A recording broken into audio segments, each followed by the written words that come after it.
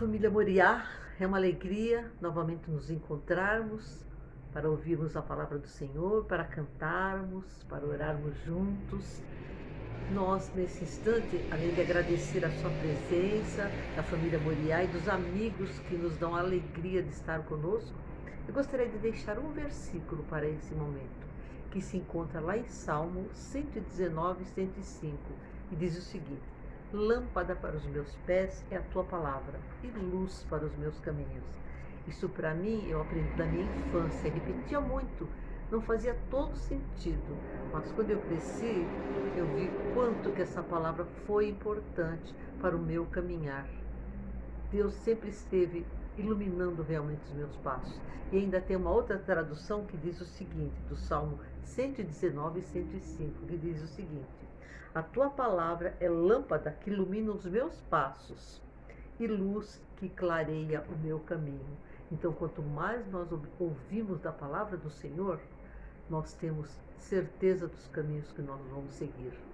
Amém? Que tenhamos um excelente culto, que prestemos excelente culto ao único Deus verdadeiro, que possamos juntos louvarmos, cantarmos, orarmos e ouvirmos a palavra que o Senhor tem para os nossos corações. Bom culto a todos nós.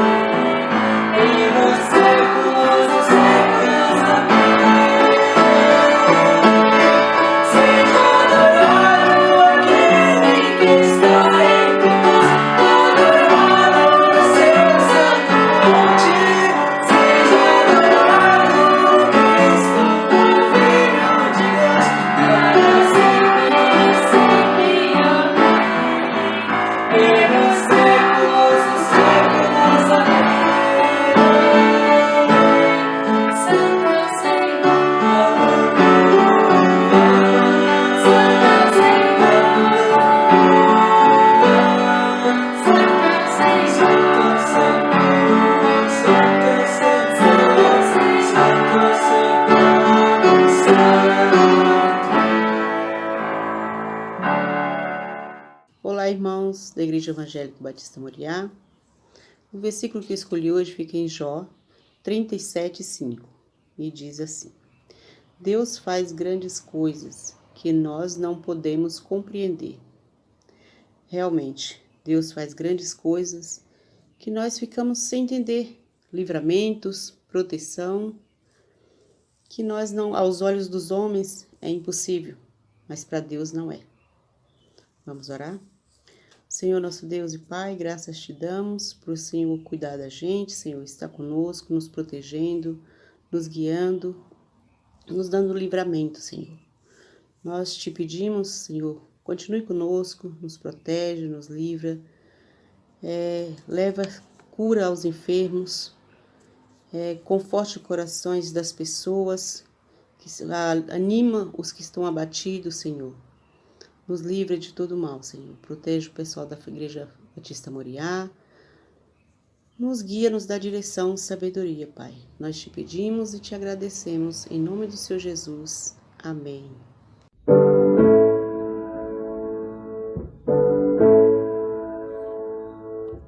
Calmo, sereno e tranquilo, sinto descanso neste viver.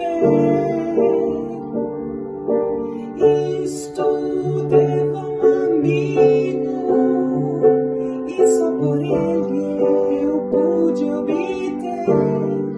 Ele é Jesus, meu amigo, meu Senhor, o Salvador. Só por ele ganhei a vida eterna com Deus, com Deus. Triste foi sua história, levado à cruz sem pecado algum. Só porque me amou, morreu por mim e não hesitou. Ele é Jesus, meu amigo, meu Senhor, o Salvador. Só por ele ganhei a vida eterna com Deus, com Deus, com Deus. Olá, irmãos, amigos da Igreja Batista Moriá, bom dia! Vamos a mais um estudo com um personagem bíblico. Nesta manhã nós vamos conversar sobre Nicodemos e eu espero que Deus fale muito ao seu coração, assim como Ele tem falado ao meu, e que possamos aprender lições práticas para a nossa vida. O nosso personagem de hoje, Nicodemos, o significado do seu nome de origem grega é o conquistador do povo. Os relatos sobre o personagem de hoje estão descritos apenas no Evangelho de João em 3 episódios. O primeiro é quando Nicodemos procura Jesus numa noite para tirar algumas dúvidas com ele. O segundo momento onde Nicodemos é relatado é na festa dos tabernáculos, quando ele faz uma defesa pública diante dos fariseus para Jesus. E o terceiro episódio é na crucificação de Jesus, depois do seu corpo morto. Ele, juntamente com José de Arimateia, tratam do corpo de Jesus e fazem o seu sepultamento. Bom, Nicodemos, ele era um fariseu, um judeu, mas ele era um dos principais entre os judeus. Ele ocupava, possivelmente, uma posição como de um governador. Ele era um líder muito importante. Ele era mestre, ele era um grande estudioso, um intérprete e doutor da lei, e ocupava essa posição importante no Sinédrio. O Sinédrio, de uma forma bem resumida, era um tipo de corte que se reunia em Jerusalém e era composta pelos principais sacerdotes e fariseus. No tempo de Jesus, essa estrutura, essa jurisdição, ela era tanto civil quanto criminal. E eles tinham autoridade dada por Roma para decidirem as questões voltadas ali ao povo judeu. E era presidido, então, por um sumo sacerdote, tinha em torno de 70 componentes. Então, Nicodemos fazia parte deste grupo do Sinédrio. O que significava ser um fariseu? O fariseu, então, era uma das facções, uma das divisões do judaísmo, talvez até 10% dos judeus eram fariseus.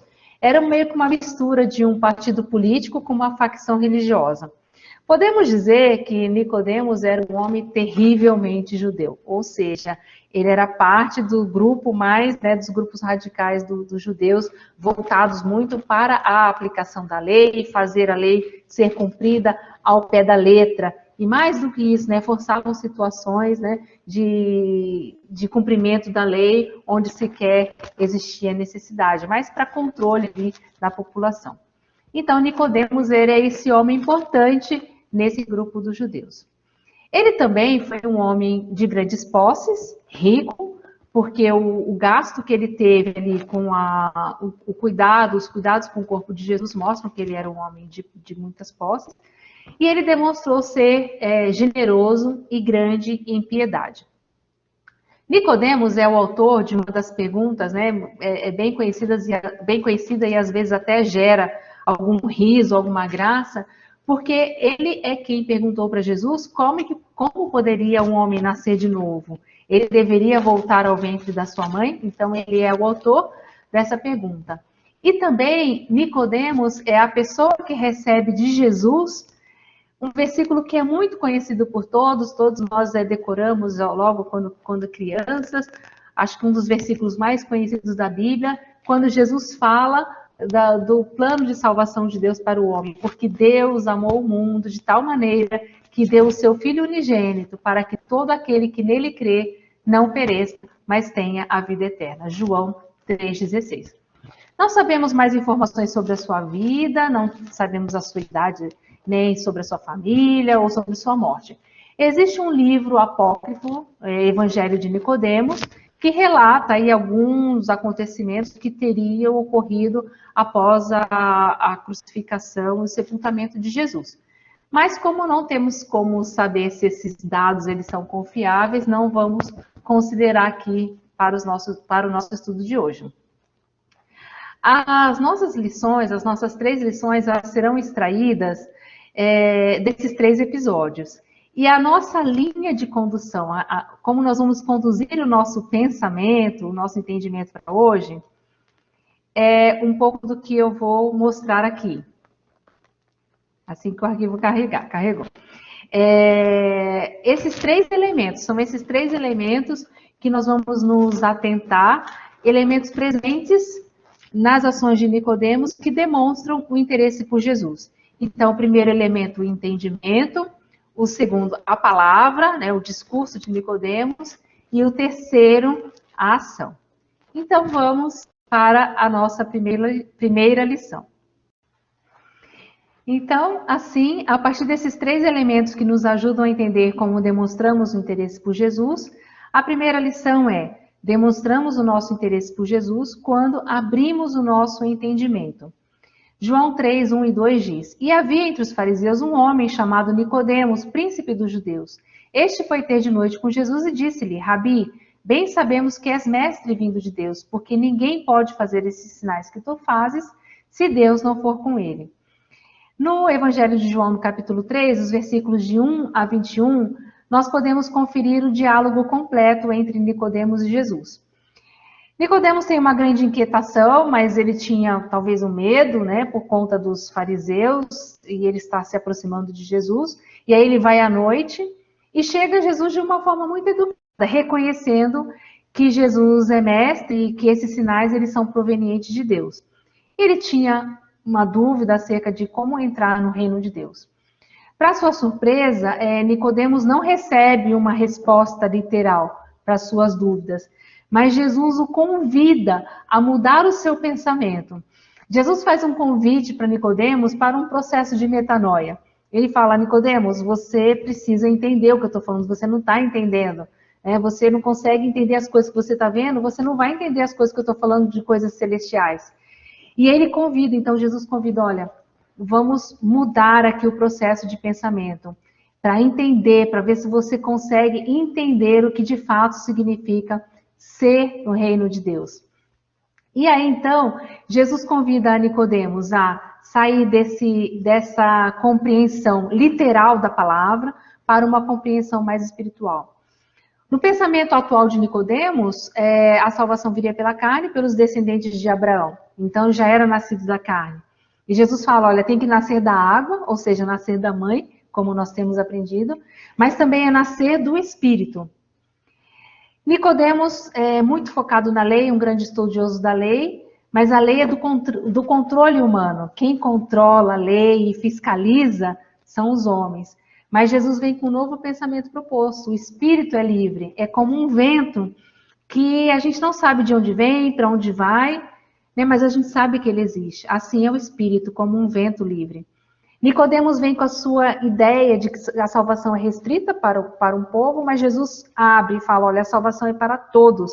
Porque Deus amou o mundo de tal maneira que deu seu Filho unigênito para que todo aquele que nele crê não pereça, mas tenha a vida eterna. E no final, Jesus convida Nicodemos a sair das trevas e vir para a luz. Até uma analogia bem interessante, já que o discurso, já que a conversa aconteceu à noite ali, talvez numa noite bem escura.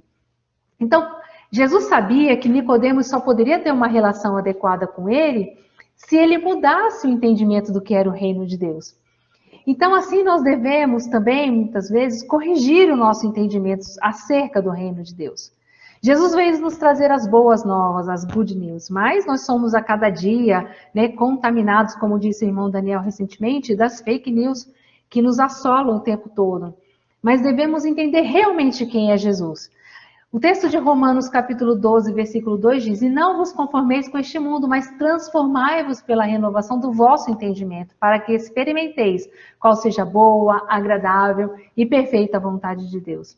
Será que o que nós sabemos de Jesus hoje, o nosso entendimento, é realmente quem ele é? Se Jesus viesse hoje e perguntasse a alguns líderes, talvez aí terrivelmente cristãos, será que Jesus os chamaria também para um processo de metanoia? Entre o que Jesus falou e o que Jesus pregou, e que muitas vezes hoje vemos e ouvimos, palavras que são colocadas na boca de Jesus que ele jamais disse. Mas precisamos entender quem ele realmente é, buscando a palavra de Jesus. E Jesus é o Salvador. Ele disse: quem crê nele será salvo, mas quem não crê já está condenado. Assim, Nicodemos deve ter saído com a sua cabeça ali fervilhando daquele encontro, borbulhando, mas as suas atitudes posteriores mostram que ele possivelmente teve um entendimento, ele reviu seu entendimento sobre o que era o reino de Deus. E que assim nós também possamos rever aquilo que entendemos, aquilo que conhecemos de Jesus, porque esse entendimento vai conduzir as nossas palavras e as nossas ações. A segunda lição que nós aprendemos com o nosso personagem Nicodemos, que tem a ver com aqueles 3 elementos que eu apresentei, é que demonstramos o nosso interesse por Jesus como quando falamos, quando dizemos palavras em sua defesa. O texto que está em João, eu fiz um recorte de alguns versículos para trazer aqui o que eu gostaria de que nós refletíssemos. Então, o capítulo 7 inteiro de João relata sobre a festa dos tabernáculos, onde os fariseus confrontam Jesus, e ali é um grande embate, e isso é descrito no capítulo 7. O texto diz: "E havia grande murmuração entre a multidão a respeito dele. Diziam alguns: ele é bom, e outros diziam: não, antes engana o povo. Todavia, ninguém falava dele abertamente por medo dos judeus. Mas no meio da festa, subiu Jesus ao templo e ensinava. Os fariseus ouviram que a multidão murmurava dele essas coisas, e os fariseus e os principais dos sacerdotes mandaram servidores para o prenderem. Nicodemos, que era um deles, aquele que de noite fora ter com Jesus, disse-lhes: porventura condena nossa lei um homem sem primeiro o ouvir e ter conhecimento do que ele faz? Responderam eles e disseram: és tu também da Galileia? Examina e verás que da Galileia nenhum profeta surgiu. E cada um foi para a sua casa. Então, neste episódio, nós vimos aqui um grande conflito na relação entre os judeus, fariseus, com Jesus.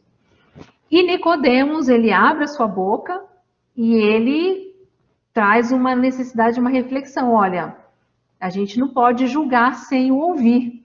É preciso ter conhecimento do que ele faz. Isso que Nicodemos falou fez com que houvesse a dispersão daquele momento tenso. E aí cada um foi para a sua casa. Os evangelhos, Mateus, Marcos, Lucas e João, fazem diversas referências aos fariseus e a maioria delas expressa uma relação conflituosa entre os fariseus e Jesus. Rapidamente aqui a gente vê no livro de João alguns dos episódios, que trouxe aqui só o recorte do que está em João, mas em alguns momentos onde esse conflito é declarado, Quando os fariseus enviaram guardas no templo para uma tentativa de prender Jesus, quando eles alegaram que o testemunho de Cristo não tinha validade, quando investigaram a cura de um cego, rejeitando as declarações dele sobre Jesus, quando eles formaram um concílio no qual decidiram prender Cristo e tentar matá-lo em segredo, lamentaram o fato de todo mundo ir após Jesus quando o Filho de Deus entrou triunfalmente em Jerusalém. Eles fizeram parte do grupo que foi ao jardim de Getsêmani para prendê-lo. E o medo dos judeus em relação aos fariseus impediu alguns judeus que creram de confessar Jesus publicamente. Talvez até aqui entre, né, o nosso personagem de hoje, Nicodemos. O texto em João 12, 42 diz: ainda assim, muitos líderes dos judeus creram nele, mas, por causa dos fariseus, não confessavam a sua fé com medo de serem expulsos da sinagoga. Então, era uma relação muito tensa. Do outro lado também, Jesus proferiu palavras duras, né, sobre os fariseus, sobre quem eram. E no Evangelho de Mateus, no capítulo 23, vocês podem ler ali o capítulo inteiro e verificar as palavras de Jesus, o que Jesus pensava sobre os fariseus. E não era a flor, né, não eram os primores da sociedade. Jesus não os considerava assim, os fariseus. O texto do capítulo 23, versículos 27 e 28 diz: ai de vocês, mestres da lei e fariseus hipócritas! Vocês são como sepulcros caiados, bonitos por fora, mas por dentro estão cheios de ossos de todo tipo de imundície. Assim são vocês, por fora parecem justos ao povo, mas por dentro estão cheios de hipocrisia e maldade. Então, as palavras também que Jesus proferiu sobre os fariseus não eram palavras, né, de todos elogiosas, porque realmente os fariseus perseguiam e o fim disso tudo foi a condenação e a morte de Jesus. Bom, Nicodemos era um desses homens, né? E a relação entre Jesus e os fariseus era muito tensa.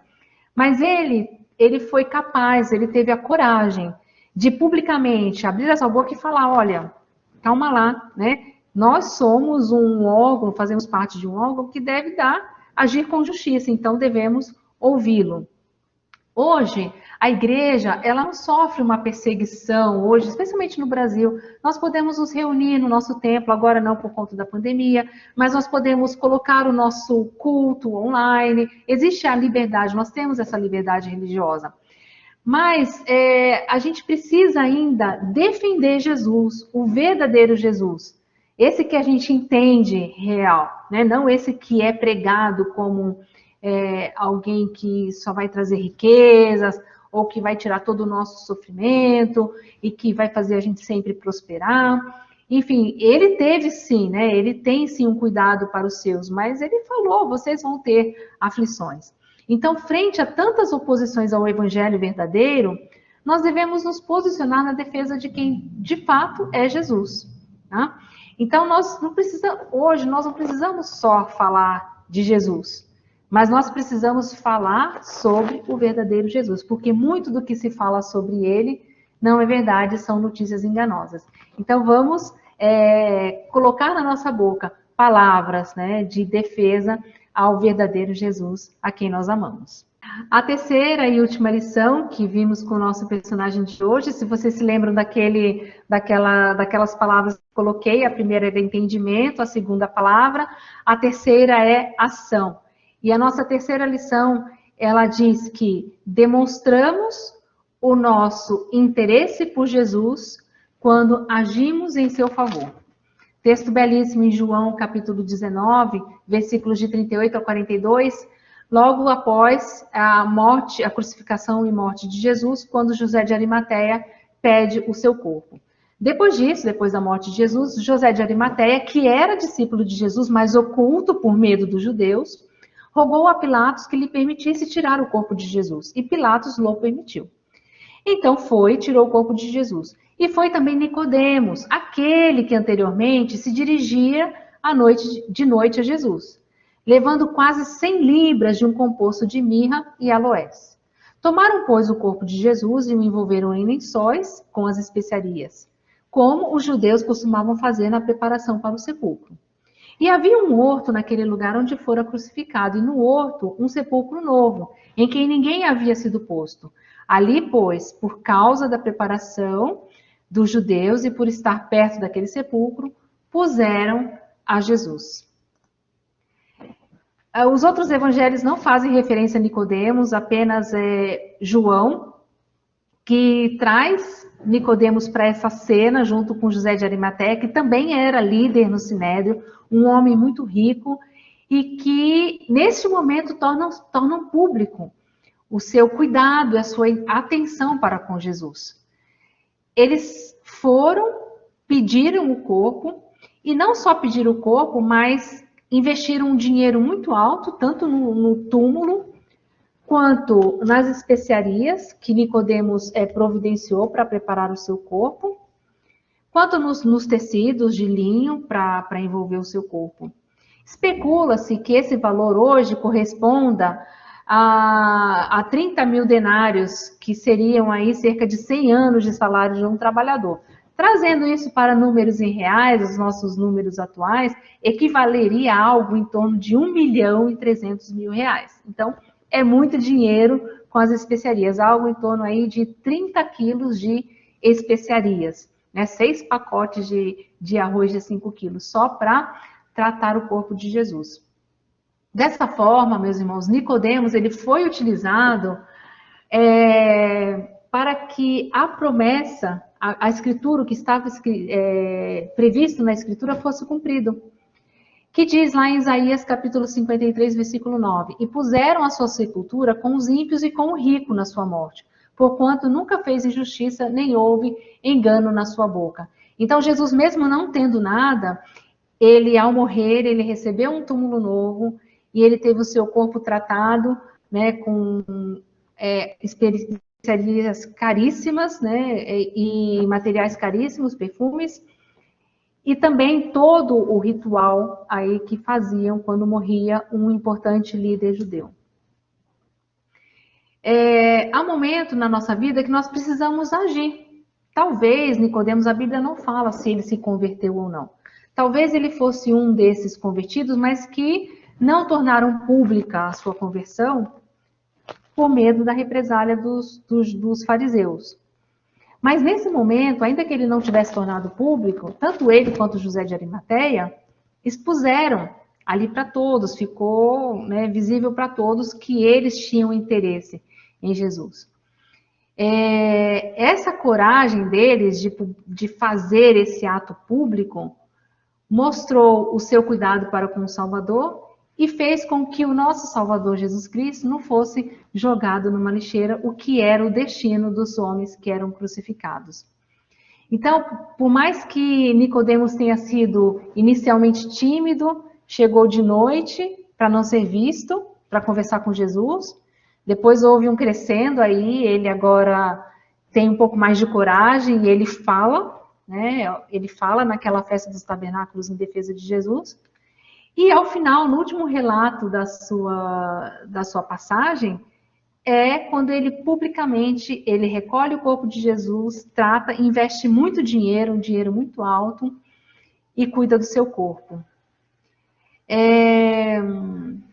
Nós não sabemos, né, como eu falei, se ele aceitou, se ele foi um discípulo convertido ou não, se ele foi um judeu convertido ou não.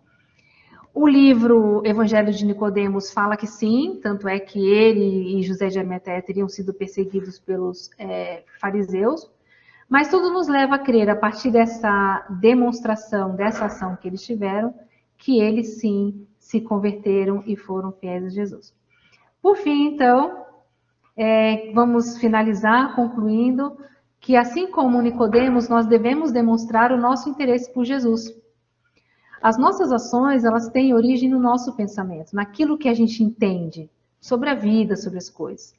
Se o nosso pensamento e nosso entendimento sobre a pessoa de Jesus forem adequados, nós poderemos falar e agir de forma a promover o reino de Deus. Inicialmente, Nicodemos tinha um entendimento errado do que era o reino de Deus. Era um entendimento muito literal e Jesus o convidou para mudar o seu entendimento. E agora, a partir desse novo entendimento, dessa nova compreensão, ele pode falar e agir publicamente defendendo o reino de Deus. Esse entendimento, meus irmãos, ele virá da aproximação com a palavra de Deus, com o estudo, na comunhão com Deus e na comunhão com a igreja, que também nos fortalece. Então, eu espero que nós possamos aprender com esse personagem maravilhoso que foi Nicodemos, a mudarmos o nosso entendimento, se ele estiver equivocado, a verbalizarmos, defendermos Jesus daquilo que ele não é, né? E, principalmente, agir em seu favor. Que Deus nos abençoe. Um grande beijo, um abraço e saudade de todos.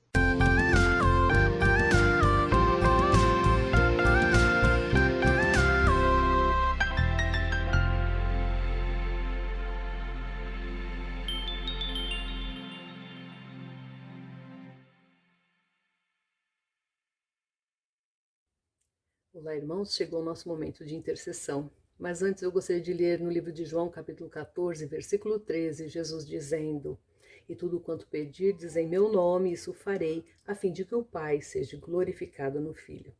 Nós vemos que Jesus não colocou limites no alcance da oração. É tudo o que pedirdes. Então nós podemos apresentar a Ele as nossas necessidades, desejos e propósitos, e até mesmo aquilo que é impossível na perspectiva humana. E isso porque nós estamos falando com o Deus que tudo pode. Vamos aos nossos pedidos? A nossa irmã Anabete pede oração pelo Sérgio, a irmã Célia pelos netos, em especial pela Júlia. Marta pede por ela, Crispim e a família. A Tati pede oração pelo Nicolas, Danilo, toda a família. Pela cunhada Fabiana, que perdeu o esposo e está passando por adversidades.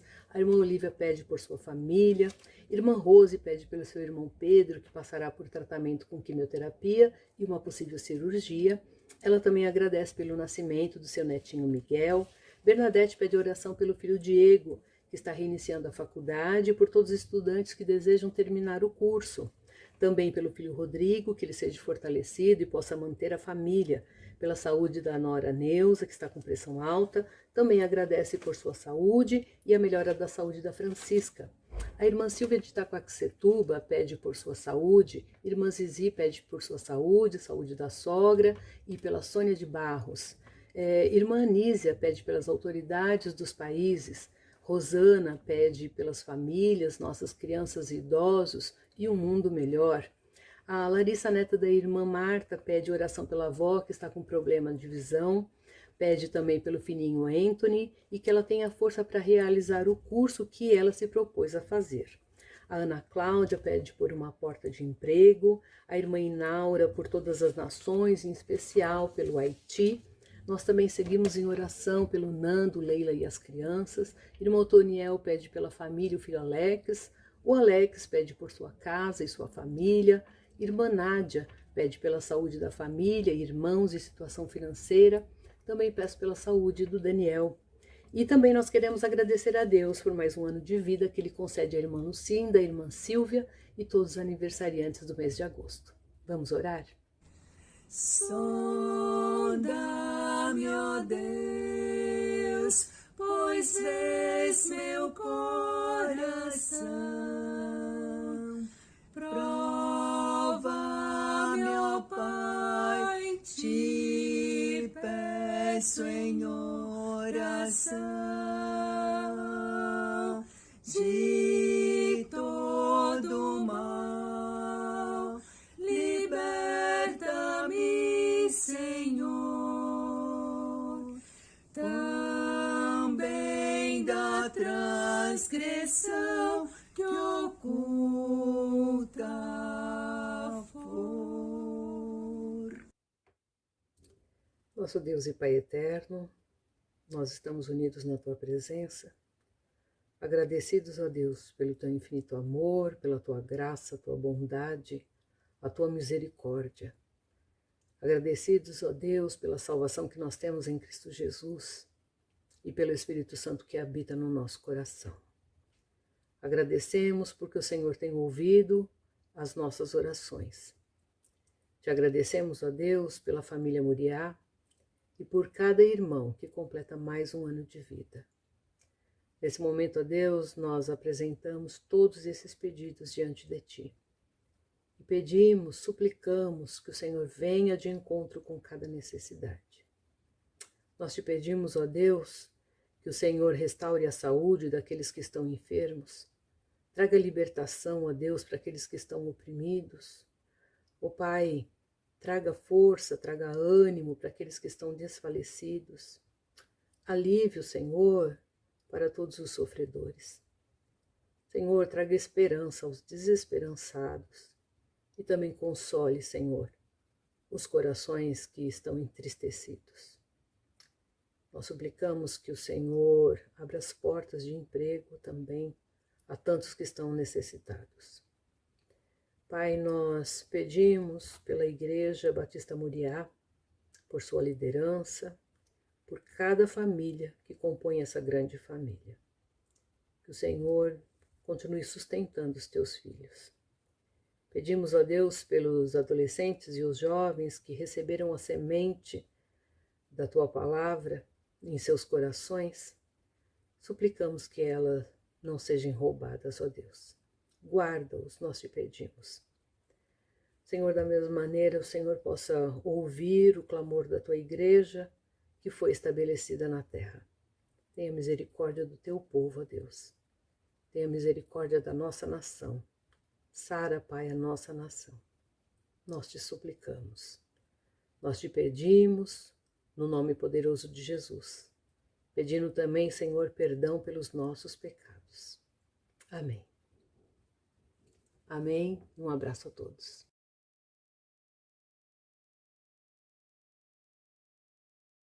Olá, irmãos da nossa Igreja Batista Moriá. Hoje eu venho agradecer para todos os irmãos que conseguiram doar alimentos ou em dinheiro para as nossas cestas dos necessitados, que esse mês foram 14 cestas que entregamos. Agradeço a todos, que todo o meio do mês a gente continue doando as cestas. E desde já agradeço a todos. E os irmãos que estão nos ajudando para entregar a cesta, é o irmão Eliseu, a dona Iracema, a Bernadette, o pastor Edson, que conseguimos entregar a cesta nesse sábado passado. Obrigado a todos. Agradeço. Fiquem com Deus.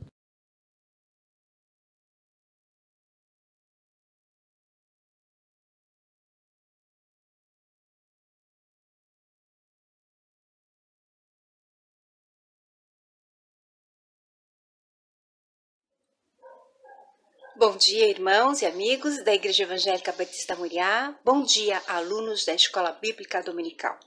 Hoje eu tenho um convite especial para vocês, os alunos. Estamos na nossa 4ª edição do processo de verificação de aprendizagem sobre os personagens bíblicos que temos estudado. Irmãos, desde junho de 2020, nós temos apresentado na nossa EBD os personagens bíblicos.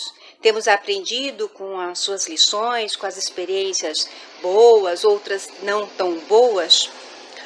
Temos visto lições desde os profetas e os apóstolos mais conhecidos e principalmente lições de homens e mulheres que têm nos sensibilizado muito. Pessoas que parece que passaram desapercebidas das nossas leituras diárias, mas que as suas atitudes têm nos ensinado. Lições que confirmaram os propósitos de Deus através de todo o tempo, como também lições que podemos aplicar no nosso dia a dia. Para esse teste, irmãos, nós temos mais 13 personagens, entre eles Raabe, Tamar, filha de Davi, a mulher sunamita, a mulher do fluxo de sangue, Joquebede, os ladrões da cruz, Jeoseba, Ananias, Misael e Azarias, que conhecemos por Sadraque, Mesaque e Abidnego, Asaf, Caim e Abel, Marta, Maria e Lázaro, os 3 irmãos, Eutico e Nicodemos. Ao todo, irmãos, nós já estudamos 60 personagens do Antigo Testamento ao Novo Testamento. E nessa semana vocês receberão um link, aquele formulário para preencher a pesquisa. Espero que todos participem respondendo ao teste com vontade de tirar a nota máxima. Envolvam suas crianças, os adolescentes, os idosos. E o link será enviado pelos grupos do WhatsApp, por e-mail, se for melhor para cada um de vocês. Qualquer dúvida em relação ao aplicativo, telefonem. Entrem em contato que nós podemos tirar suas dúvidas. Aguardamos então as respostas de vocês e esperamos que todos tirem a nota 10. Um grande abraço.